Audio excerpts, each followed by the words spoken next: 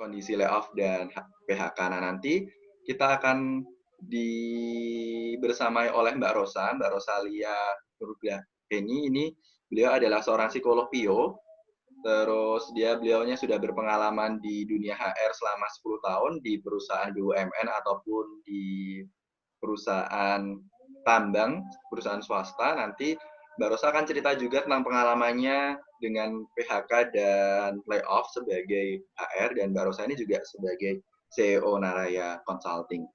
Oke. Langsung aja Mbak Rosa, mungkin mau kenalan dulu boleh Mbak? Sapa dengan beberapa teman-teman yang sudah bergabung. Oke, terima kasih Rian. Selamat sore teman-teman. Assalamualaikum warahmatullahi wabarakatuh. Oke, di sini ada Mas Tandang ya? Iya, Mas Tandang. Selamat sore Mas. Kemudian ada Mbak Via di sini, ada Mas Vira, ada Viva, ada Ozan. Selamat sore semuanya. Masih ada berapa peserta lagi? 3 peserta lagi ya? Masih ada 2 peserta lagi mungkin ya. Mbak Ayu ini masuk. Ada Mbak Ayu baru aja masuk. Oke. Halo Ayu. Ya, udah masuk ya. Halo Ayu.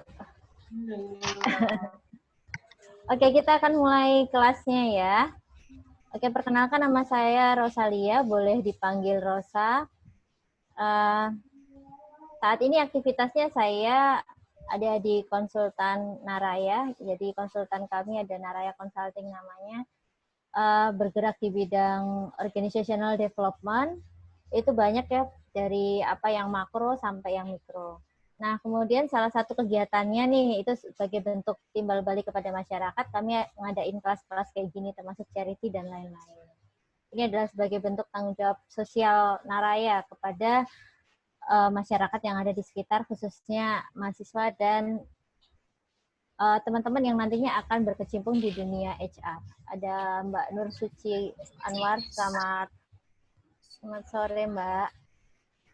Sore Bu. Oke, selamat datang, terima kasih ya Mbak udah mau bergabung.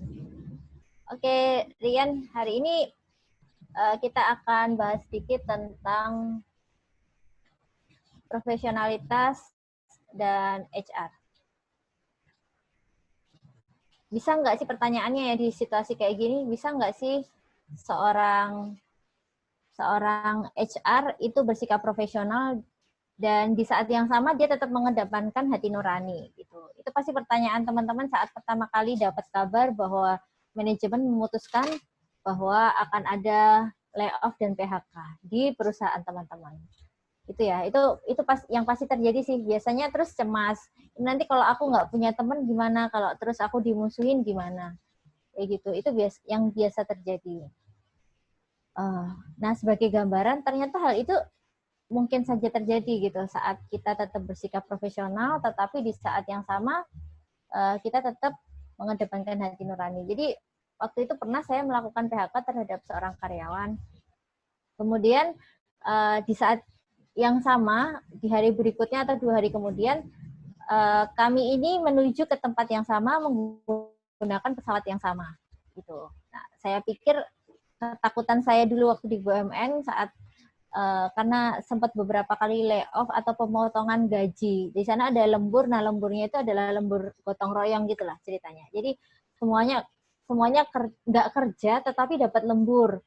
Lemburnya itu gede banget sehingga gaji bisa sama dengan 1 kali gajinya. Berarti kalau misalnya gajinya itu 2 juta, berarti yang dia dapat lembur yang nggak benar ini, yang lembur gotong royong itu dia bisa dapat 4 juta dibawa pulang ke rumah gitu. Nah, perusahaan di BUMN ini gagal saat mereka mau mengurangi, padahal hanya mengurangi sedikit dari lembur gotong royong ini, itu gagal. Nah, itu kebawa sampai saya masuk ke perusahaan swasta. Jadi saya takut saat bagaimana kalau nanti saya juga gagal saat mengeksekusi keputusan manajemen untuk melayoff karyawan dan PHK karyawan. Tetapi itu ternyata terpatahkan saat kita sudah memiliki sistem yang benar, melakukan sesuai alur yang benar, dilakukan dengan hati juga.